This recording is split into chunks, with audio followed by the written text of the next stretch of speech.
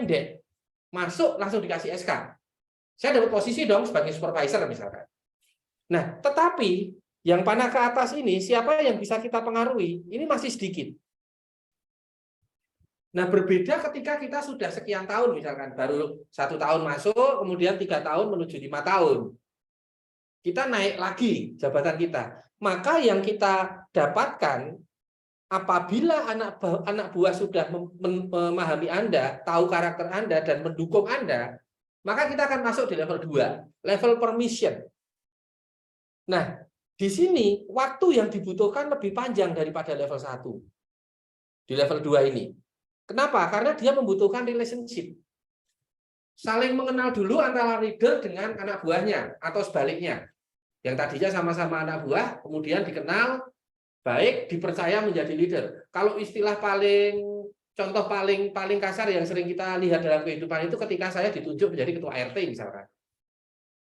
Orang-orang di sekitar kita itu tahu siapa saya, kemudian saya, Pak, jadi ketua RT ya, mempercayakan. Nah, itu berarti secara relationship, saya mendapatkan permit untuk menjabat. Ini misalkan.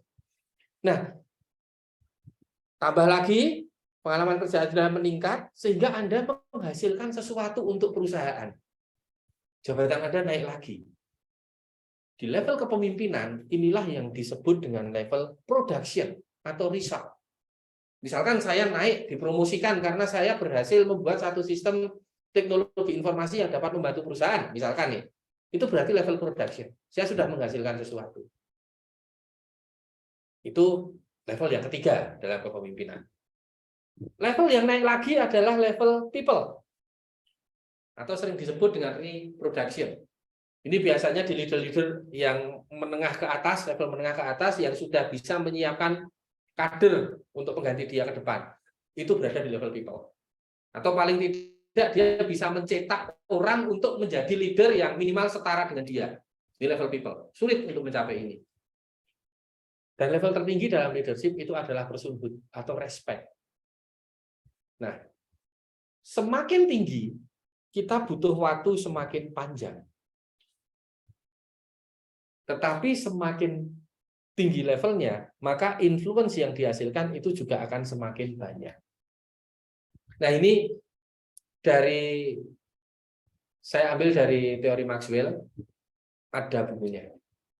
Dan level-level kepemimpinan ini memang biasanya dialami ketika mulai kita masuk. Ini untuk perusahaan yang bagus ya, dalam artian jenjang karirnya jelas ya, itu kita akan enak banget untuk naik tingkat sampai dengan personhood. Tetapi terus terang, kalau sampai ke personhood ini jarang. Kalau sampai people reproduction banyak, tapi kalau yang personhood ini jarang. Kenapa? Karena memang kadang-kadang jabatan yang atas-atas ini memang sudah agak susah didapatkan. Ada jatahnya sendiri-sendirilah. Ini demikian, tetapi kalau kita lihat dari sifat kita, apakah kita bisa sampai level 5? Sekali lagi dari sifat kita, bisa. Kalau setiap orang sudah respect terhadap Anda, sudah memandang Anda sebagai seorang leader yang bagus, berarti Anda di level 5.